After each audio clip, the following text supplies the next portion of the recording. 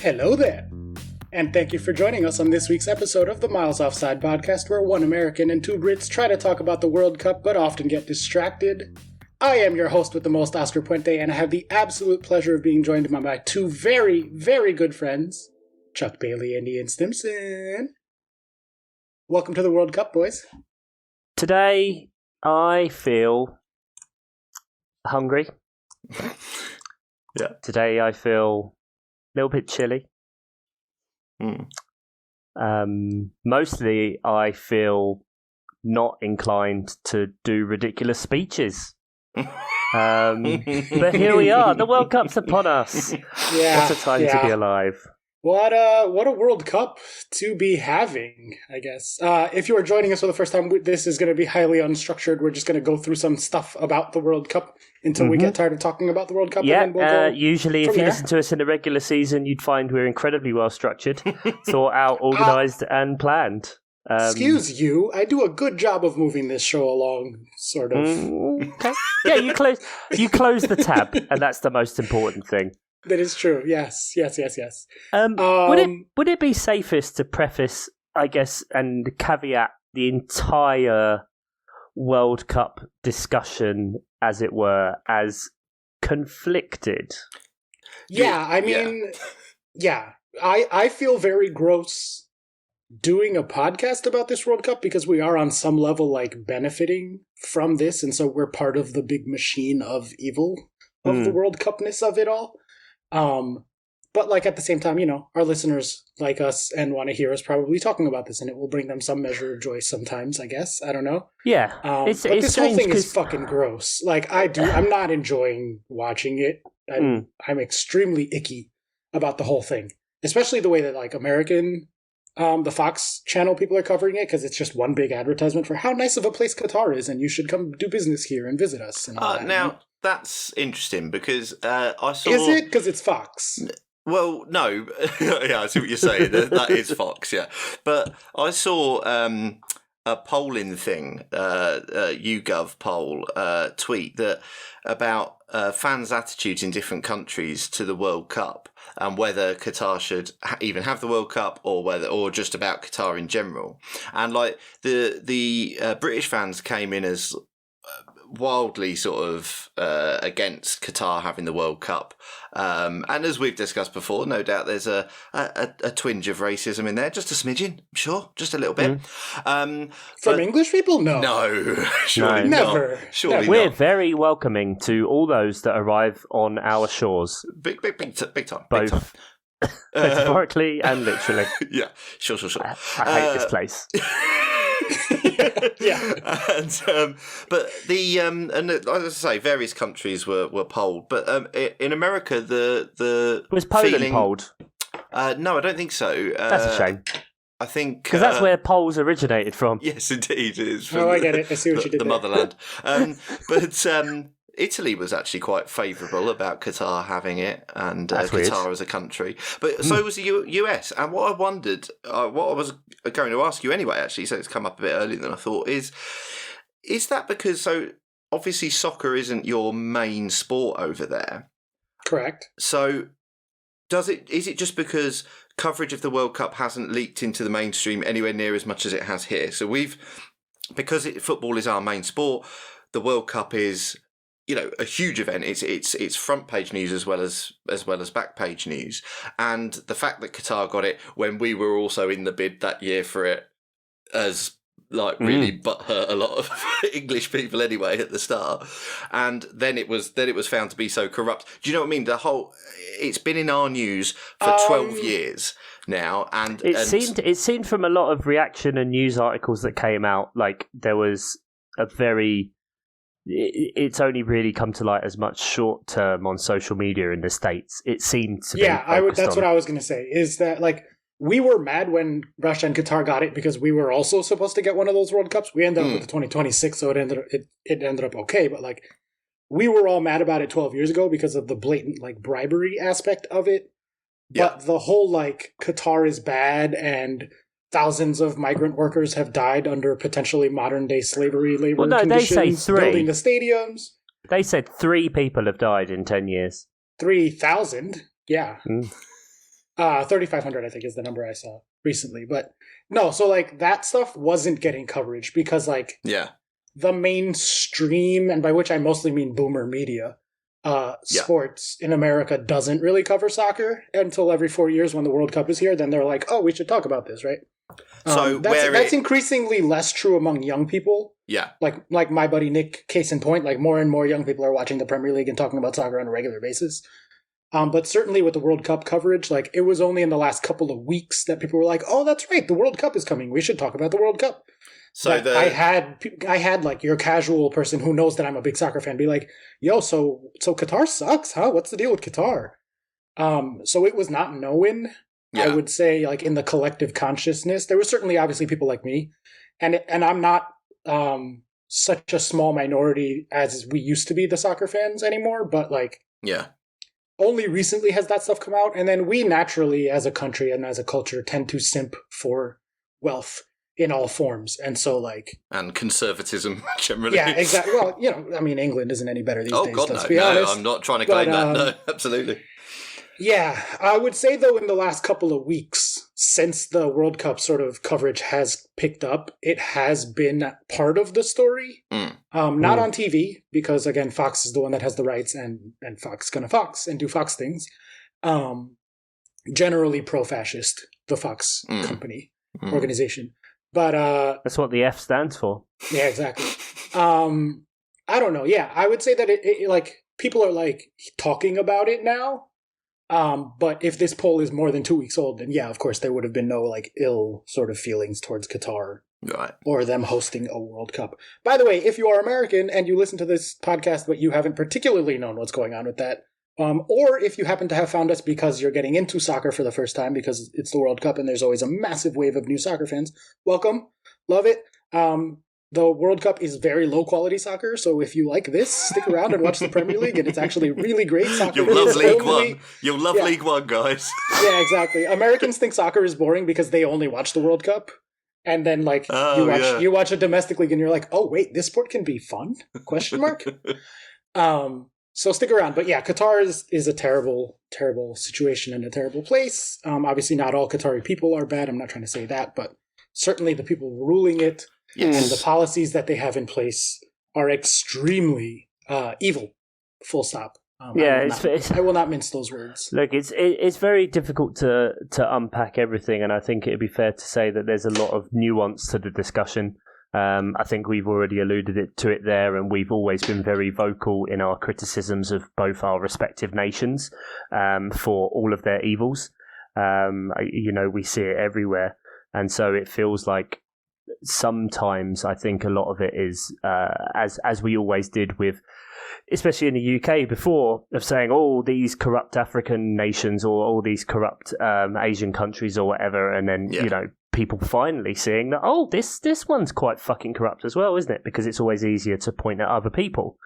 Having said that, of course, that doesn't negate the right to criticize those things and say it's fairly disgusting, and a lot of this World Cup entirely has been based on lies, on hidden truths, on all sorts, and obviously a nation that has the death penalty for people based on their sexual preferences, and such, a lot of dogmatic things with migrant workers being exploited and that kind of stuff are kind of easy targets. I do think, in the balance of fairness, because we were going to record with Andy Penpraise, and he obviously would have provided a bit of a someone who has lived their vibe. I do think a lot of the discourse blows Qatar up to be this kind of mythical place where all of the evils happen, and I don't think people genuinely believe it is as bad as that. It is kind of behind closed doors, but it's just when the official state policy or the country policy is so intrinsically linked to what for some parts of the world may be perceived as being outdated religious beliefs. That in perhaps some Christian nations have been more progressive in changing those. For example, same-sex relationships as just the easy one. To kind of see a World Cup go to this place, sticks in the craw a lot. And I'm also conscious of the fact that we started this podcast talking about and being excited about a World Cup that was in Russia 4 years ago. I'd like to think, I haven't gone back and listened, but that we were critical then. There was a lot of worries about people, definitely, of homosexuals, of people that weren't white, of violence and those kind of things. And as much as they said they wanted to see it as the World Cup as a force for good, we all know what's happened with Russia, and the Russian team were investigated for doping and all that kind of allegations and have been banned from international sports since. So, both things can be true in this world. You can say that FIFA as a whole is a corrupt nation and is awarding these things to these places based entirely on money, and that things in our own house need to be put in order. But Infantino to come out a couple of weeks ago and say, hey, get rid of the politics and stick to football, and then come out and say Europe needs to apologise for 3,000 years of... Oh, it's all over the place. Whatever. Yeah. It's crazy. messy. Before I realised when your opening salvo, Chuck, before I realised that was an Infantino thing, I just thought you were saying all your different feelings because you were feeling conflicted, because that's it's the only way to feel about this World Cup. Very, very much so. I don't know. So let's take today as an example. So I watched out of morbid curiosity just for how it was going to be. I think like a lot of us, I had the Qatar-Ecuador game on a second screen on the BBC yesterday. Just while I was playing Warzone, because I'm down with the kids now, guys. I play Warzone, and I mean, the BBC coverage was great over here. I will say that, Oscar, as much as you said about Fox not listening.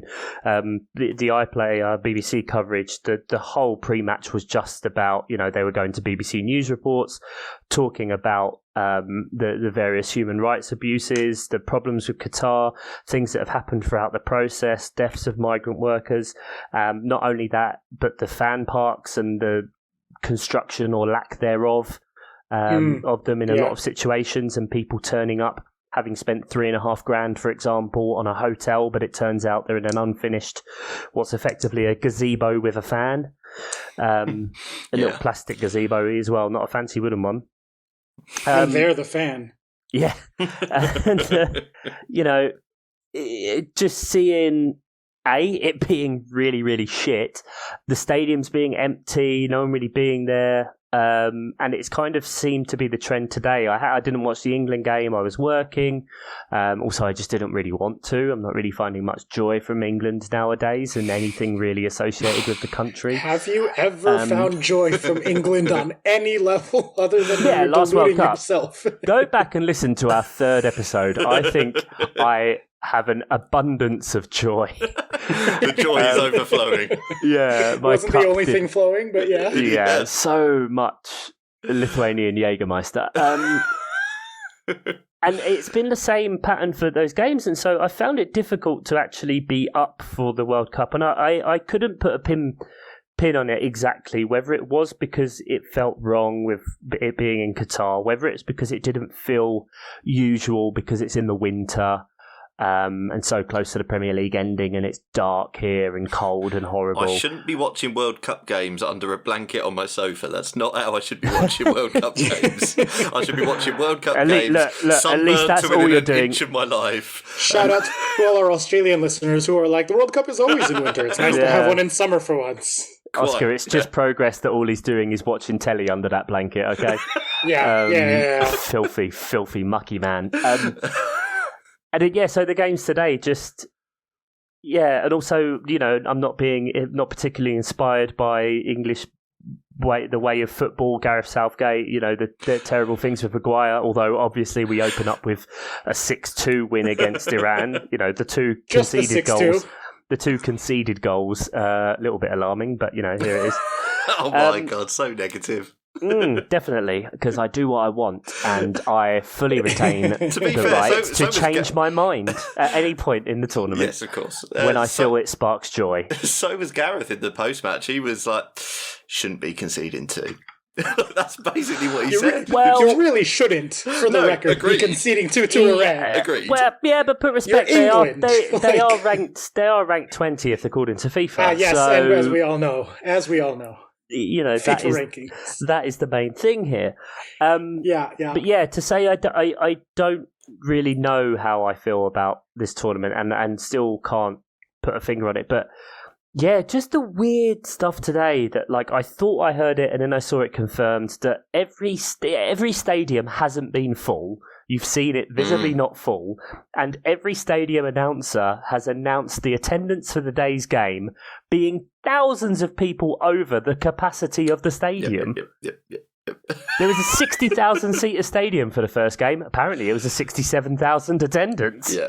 It's a lot of people in trench coats. 3 people in one giant trench coat, Chuck. That's how they're getting in. Sure. All on one seat. So yeah, I don't really know.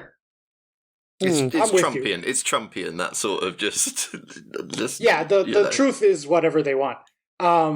I'm very much with you. It's been very violent swings of like, I don't want to watch this, or I'm not interested in this, or I'm actively wanting to stay away from this. And then like, oh my God, I'm so excited. It's the World Cup. Yay. Because like on a personal level, like growing up, the World Cup was the only soccer that I watched until 2002 World Cup was the last time I watched like just the World Cup. And then around 06 is when like the Premier League started being on TV. But from 02 to 06, I was watching the Bundesliga on Spanish TV. But I have like really fond memories of like bonding with my dad and like the World Cup being a really connection point for us. Like, a lot of people have that, like, oh, I'm bonding with my father over sports, fathers and sons and fathers and daughters and, all that shit. So like I'm naturally drawn towards being excited for the World Cup because like that was how I found soccer. And that really was the only way that I interacted with soccer for the first like 16, 18 years of my life. But then obviously like this is happening and I've been on this for like months now. I remember bringing up in the Slack like in August being like, I don't know if I'm going to watch this World Cup, you guys. I feel like maybe I have to because I'm on a podcast, but if I wasn't, then I would maybe just tune out completely. And I've been just going back and forth since then. Even on Sunday, like me and Emily turned on the like pre-opening ceremony coverage, made it about 2 minutes of Fox talking about how wonderful Qatar is and having one of the royals on, and we're like, nope, switch that off. Turned it back on when there was going to be a K-pop guy performing a song because we like K-pop. Turned it back off. Didn't watch the first game, but then like was texting about it and being like, I kind of wish I was watching, but I kind of am also like, we're playing Monopoly instead, and that was more fun than watching the game. Like, I don't know. You didn't need to watch the first game anyway. Yeah, sure. Very, Qatar was the first host nation to lose. It was. I mean, it was very bad. And I guess that's a natural point to transition. I guess if we're going to talk about the actual football for a bit, because we are going to keep this speedy. I do want to say one thing before we transition. Go on then. As the resident minority on the show, I have been on the other end of a lot of like third world country racism and xenophobia, given that my family comes from Guatemala. And I just want to say that it's important to criticize the Qatari government for their policies and for all the horrible things that have gone into like getting this World Cup to happen. But just be mindful of the tone and the flavor of those criticisms, because there's been a lot of, including from like otherwise liberal and like open-minded individuals, there's definitely a flavor of like these savages from this shithole country kind of thing.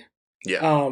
So just my plea to all the white folks that listen to this, which is probably, I'd assume most of our listenership because it's a podcast, is just be mindful of that. Like it's good to say like these terrible things happened and we like condemn them and whatever, but like don't verge into like these brown people from this shithole country are savages for the things that they believe. Like, just be mindful of that language and that sort of flavor to it. I think that's a very, very good point, Oscar. It can be difficult, I guess, when you're talking about things such as gender identity, your sexual preferences, or who you love, that kind of thing. For what I'm not the best at articulating that. Apologies, but it can be hard with such an affront not to bite back, as it were, in quite a vicious way. And so I think that's right, and it can be good just to try to watch your words as much as you can in that moment. Make it about policies, not about a culture and a people's. Yeah, that's all. It can be, as much as I'd never want to excuse it. It's good in a way that this tournament's kind of been the opposite of sports washing. Oh my God, it's backfiring miserably for them. They've spent more money on this tournament than I think all of the World Cups from 1990 to 2014 combined. Oh my God. 220 billion has been spent on this, and the highest previously was 19, I believe, something like that, or at least it was in the teens. And, the attention that they're getting isn't necessarily what they would want. I think there's been some progress, but not enough. I think it would be fair to say, for the conditions by which that they were awarded the tournament. Even Blatter coming out and saying it was a mistake. Fuck me. What timing that guy has. But I do, it can be strange to live in a situation. So Qatar, again, this is paraphrasing Andy Pempre, so I hope I'm getting this right. Qatar as a nation, only about 10% are Qatari, I seem to remember him saying. So it's a huge, huge population of people from outside anyway. So that part of the community is fairly hidden in a way, but in another way not, because all Qatari citizens get a share of the sovereign wealth fund. So they each get about 140 grand a year from the government, on top of whatever else they do. So when you live in that situation, I mean, you kind of don't live in reality, really. I don't think, as we know it, you don't live in progressive societies. You don't live in dealing with societal issues beyond just what you believe, and that's it. And I think that can be quite a strange one if you've never encountered a different belief system. I mean, we're seeing at the minute huge stuff in Iran. I guess we're not actually talking about Qatar, Ecuador. Fuck it. No. It was shit. Both teams are shit, and Qatar are going to get battered every game. But in other Muslim countries at the minute, especially Iran,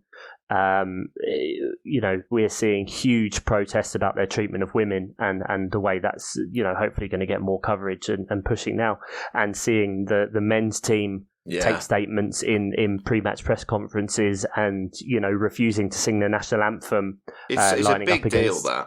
Yeah. Although it's it was huge. censored in Iranian TV, that the players were like protesting the Iranian citizens are not going to miss that. Like, where were the national anthems? They're going to know what was going on there, because I mean, you know what it's like. All these things come from a pull feed, so they'd have just had to stay on their studio until the national anthems were finished. And Iranian citizens are going to know there's a big upswelling of protest at the minute. They're going to know why. And as Chuck says, the players were making statements. A great personal danger to them when they go back. Yes, I mean, it's absolutely very brave. Like really, really, really, really brave is. On a level that we can't understand. I don't think. No. Well, we can't, because it's matched up with the flip side of it, of the unity of European nations. I can't remember exactly what it was. England, Wales, Germany, others are available that we're going to wear the One Love armband to make their statement and say, this is going to be our protest, our statement about love. And then the second a sporting sanction in the form of a yellow card comes out, they go, well, we won't do that. And it exposes the whole thing for kind of the farcical, gesture-ish nature of it. Like, there's something intrinsically in there that if you're going to protest about something, you have to kind of be putting yourself at risk in some way to actually show that you give a fuck.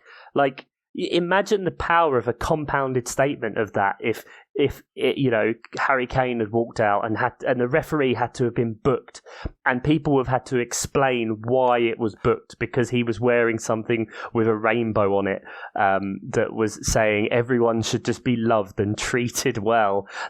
These aren't, although a lot of these ideas go in contravention, say, perhaps with religious teachings and what the beliefs are, these aren't, they aren't going and saying something trivial. This is just about loving one another and being kind. I know. And did you see the new one with Belgium with their uniforms? Yeah. Like, yeah. They are not. Don't they have the word to get love. New uniforms. It's not even visible. It's inside the shirt on the collar. And bear in mind that those kits have been out for ages, months. Months. It's ridiculous that FIFA are now losing their shit and pulling these things. I think it's Qatar's forcing FIFA's hand. Well, that's just a ridiculous situation, isn't it? Listen to the double pivot on this. It might have been a Patreon episode, so if it is, then sorry you can't listen to it if you're not a Patreon. But they did a really good coverage of like the actual politics at play because they're much smarter than us. We're just three dummies who don't know anything about anything. They know about the politics and the stuff, so they went into it, and there was a lot of like interesting dynamics there about like how Qatar are using FIFA as an arm to do their political cold warring against other countries and other nations in that like there's a lot at play here that like we don't really understand. And FIFA are a bunch of cowards, but also like Gianni Infantino lives in Qatar and is a Qatari citizen, so like maybe he didn't have a choice in coming out and making that speech. Not that makes that speech anything other than fucking garbage, and him a fucking garbage person for taking those millions of dollars and living in Qatar to, be, like he put himself in this position, right? But like, there's more at play. Literally, he ran unopposed to be FIFA president or whatever the fuck he is. I guess all we're trying to say is that if you feel conflicted about this, no one can tell you how to feel. It is a place full of very serious issues, and like feel what you're going to feel and engage or don't engage with the World Cup as you best see fit.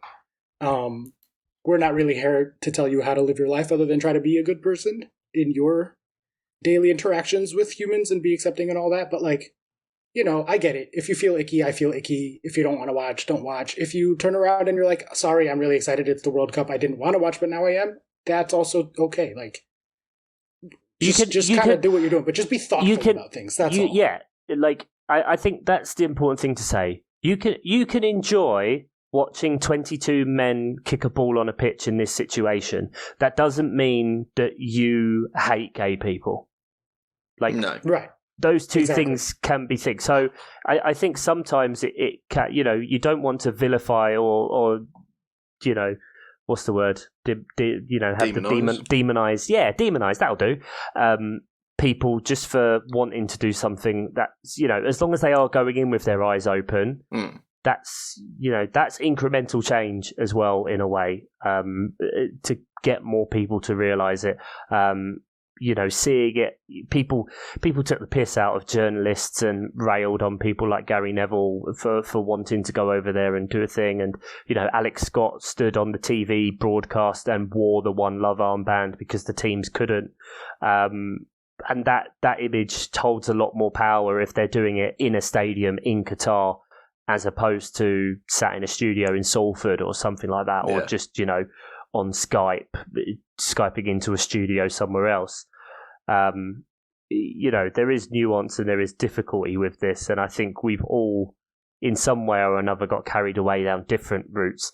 But fuck me, I'm not happy with it. It's disgusting. It's ridiculous that it's there. It's ridiculous that, again, sportsmen are the ones that kind of have to be expected to be the ones to comment on this, not world fucking leaders, not people who run the organisations that do it. They just get to sit there and do platitudes and then say, I know what it feels like to be gay. I know what it feels like to be a migrant worker. I used to have red hair and kids used to bully me and take my lunch money and wow. Yeah. Fuck off, you pathetic piece of shit.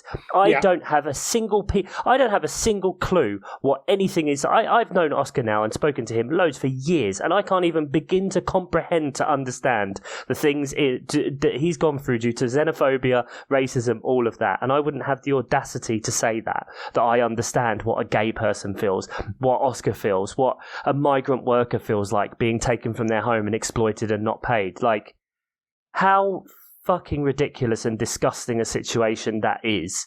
And the sooner that guy's gone and that kind of element is stripped, not just from football, but from all forms of society. And I think that's maybe the difference between the last 4 years, is a lot of us have started to realise in our own world and in our own lives these patterns of behaviour that we're starting to see crop up everywhere. And it's kind of, people would say, the Illuminati and all of that. It's not. It's just a bunch of fucking pricks that are just in these situations that don't give a shit about you or me. They just want the money and whatever brings the most money. And the sooner people stop taking it and constantly question and prohibit that kind of behaviour and make sure we, the right side of things win, then we'll be all right. But if we stop talking about it and just accept it, then it'll always be the way it is. Excellently put. Here. I could not possibly agree more. What were those words? Now, I haven't watched any international football since the last World Cup, so I have no idea who's good and who's bad. So I think we could maybe do a quick rundown of like some random teams that I'll pick that I know I recognize that country, and you can tell me if they're good or bad. Okay, go on then. Okay. Rapid fire. I'm going to put a 5-minute timer on this episode. Yeah. No, genuinely rapid fire. Holland, good or bad? Netherlands, okay. Okay. Had to win against Senegal, really, and have got the harder game out of the way. Took time to grow into that game, though. Yeah, they're really not swashbuckling as they were before under Van Gaal, but they can do something. They'll get out of the groups, maybe get to the quarterfinal, I think. Okay, quarterfinal. Excellent. England, gonna win it all? No, Ian? Come on. Semi-final knocked out in penalties? I would be delighted with the semi-final. I think that is probably unlikely. It's very easy to get carried away because we've scored 6, but it was Iran, and I think the USA, based on today's game, will. I wouldn't be surprised at any result from the England-USA game now. We're the second youngest squad. I know we have a lot of young, talented players playing at big clubs in Europe, and that's never really happened before. But I have no idea how the US is as a team. In terms of England, I think it's most likely that we get like France in the quarterfinals, and who knows, that's a crapshoot. We'll see. Then semis, final, who knows? It's far too early to tell. USA, I think they're by and large across that squad, like you said, it's a very talented squad, but it's all far too early in the cycle. It's very raw, isn't it? It's Germany. It's Germany and Spain last time. They give them time and probably a better coach than Greg Berhalter, and they'll do well. Who was wearing Jordan 4s? Really limited edition, beautiful Jordan 4s today. Shout out, that shoe game was so good. Okay. All right. If nothing else, the Usman coach, solid shoe game. Usman. That's how we say it. Argentina, Messi going to win a World Cup finally? Huh? I saw this ages ago, and I don't know if it's true, but it was like if Messi played all but one of his next 13 games for PSG, and Argentina got to the final with him playing in all of the games, that the final would be his 1,000th game as a footballer, as a professional footballer. Argentina are pretty legit. Okay, cool. Good. Okay. I think in general, South American teams, I guess, transition to Brazil as well here. I think South American teams, for the first time in a long time, have a legit case for going all the way. Brazil are the favourites, right? I vaguely remember hearing that. Well, they're strong all over the pitch and in depth as well. That's the thing with Brazil. Okay. They're very, very strong in each position. It's no longer just Neymar. No. Give everything to Neymar and target him. Like he's still there and he's been performing really, really well this season, being in a World Cup year for PSG. But they have a hell of a lot of talent all over that squad. Okay. Everywhere. France, Benzema out, Kante out, Pogba out. Are they cooked? They're not, like... that is my sense of it, just given the list of injuries that I saw on Twitter. Their midfield is very good, but again, very young. It depends what happens. He might end up playing like Rabiot, Tchouaméni, a few others. But I mean, they still have like players like Camavinga. They still have a very good defence. Hugo Lloris is great. They still have a Kylian Mbappe. Olivier Giroud will be the most handsome man at the tournament again. And probably their number one striker, it sounds like. Yeah. Will they get to the final without him scoring a goal again? Possibly. Maybe. But it's just there's a lot of predictions of France potentially imploding with the politics of it all. Makes sense. I mean, it is every other World Cup, right? So France won. They have track record for it. So. Yeah, exactly. Yeah, my beloved Germany going to get out of the groups this time? Question mark. Well, Germany's the interesting group, isn't it? It's Germany, Spain, Costa Rica, and Japan.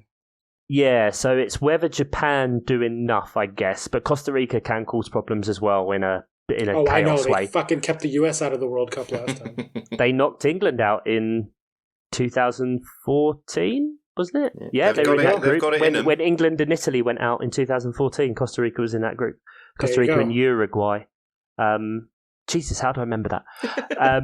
So yeah, Germany, there's a lot of good vibes coming out of Germany. They're very happy with Hansi Flick taking over from Jogi Löw.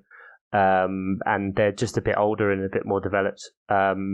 Good, yeah, they're a good side. I think them and Spain, it's like a good and a bad thing they're in the same group. I'm looking forward to that group game. So both likely to make the knockouts, both maybe quarterfinal teams, it sounds like, just reading between the lines there? Yeah. Okay, yeah, Belgium, dark horse, I'm assuming, because they always are. Oh, God. This is, right, so everyone's saying this is their last chance. I think their last chance was last time. I think it's done. Hazard is cooked. It's done. So, like, yeah. I mean, unless De Bruyne goes super duper duper Super Saiyan. Yeah, but you can't. I don't think you can rely on one player to get you to a final of a tournament. I'm not saying they've only got one player, but they've got a load of young players, like very young players, and a load of old players. And I just think that all talk of their golden generation and it being their last chance. No, I think that last chance is already gone. Personally, yeah. Hazard was dark the best horses. They were dark horses, like at least one, if not two, tournaments too long. Yeah, agreed. Yeah, they were dark horses in 2010, and then we just kept calling them dark horses. Yeah, it became a bloody meme, basically, didn't it? Yeah, exactly. Anyway. That's all of the teams. Portugal, I hope, gets knocked out as soon as possible, because fuck them. Well, I mean, he might be dropped, which would be great. good. Oh, that would be delightful. Yeah, because everyone's saying, look, because that Portugal team is ridiculously talented. Is it really? Oh, that squad is insane. Like if you look through it across Europe, across top teams, they are amazing, and it will be the exact same situation as him for Manchester United. That if you put him in that team, they will be weaker for him being there, and I don't think he improves them enough. All right, so let's. Doesn't matter because Denmark are winning it all, guys. Yeah, exactly. Let's wrap it up there because I know Ian wanted to keep this one short. Who wins this for you? Like, put your England bias aside, put your anti-American bias aside, because I know you otherwise would have picked America. Clearly, we all know. Yeah. Like, is it just going to be Brazil or like who do you stolen pick? result against Wales? Yeah, exactly. Poor guys, 1-1. They looked pretty good in the first half. I don't know anything about the Usman. Shame. There's two halves to a game, isn't there? That's how it works, unfortunately. Yep. I mean, I would say Germany just because I always say Germany, and they always manage to turn up at World Cups, except for last time.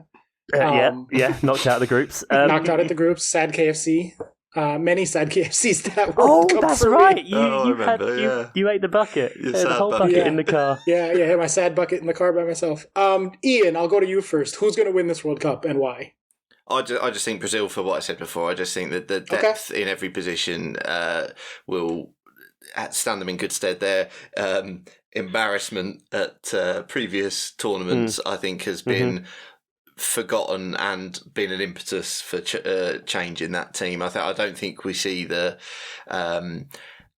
classic South American swashbuckling thing now. I think we see a little bit more intelligence in their play and in the players they've got. So I think Brazil. 7-1 will do that to you. Won't it just? Yeah. Jesus Christ, Chuck, who wins this one? I'm going for the romance of Argentina. Cool. I think the combination of narrative plus very talented players and the greatest player see, that's in the world. What I want to happen. I can see that because I think Brazil, when I did a prediction of what was likely to happen, Brazil and Argentina top their groups. They meet in the semi-final. They do, yeah. Ooh, tasty. Yeah, so I think Argentina. Although Jeff did a prediction game, and I'm the only one who picked England from the top group. So you little patriot. Yeah. I was drunk. Oscar, what do you want to win? I want Germany. I always want Germany, obviously. But if it's not going to be Germany, we've been over this, okay? There is a reason. It's a weird reason, but there is reason. Yeah, I know. If it's not going to be Germany, I guess Argentina. I want the US to go far enough that all the fucking assholes in Europe and especially in England who dismiss my opinions because I'm American and who are like, stick to baseball and like, what could you possibly have to say or know about soccer? Right. There is a genuine anti-American bias in European soccer and especially in English soccer. Certainly. I mean, there's one on this podcast. Yeah, exactly. So I want the US to do well for that reason, like beat England in the group and maybe make like the quarters would be nice. But like, I don't root for the US because we're a fucking terrible place and like, fuck this country. But you've got to keep politics out of football, Oscar. Yeah, exactly. If you, just so you know, even if the US won this whole tournament, I'd still probably dismiss your opinions. Fair enough. Yeah, no, I know that. Yeah. But it wouldn't be, it wouldn't be because you're American. It'd just be, the romance of Messi is appealing to me. So I guess I'm rooting for Argentina outside of, like, obviously I'm rooting for Germany, but apart from that, obviously, I would root for Argentina. Just because I want Messi to be able to retire with a World Cup so that any ridiculous dumb person who's still using that argument against him can just shut the hell up. And for his little, like, wonderful little hobbit heart, I think it would be great for him to have won a World Cup. Kill, and we don't usually name him, but I'm going to, it would kill Ronaldo for that to happen. That would be so good. That would be tasty. So yeah, I guess we're Team Argentina on this podcast, it sounds like. So, yeah. Well, we're Team Messi.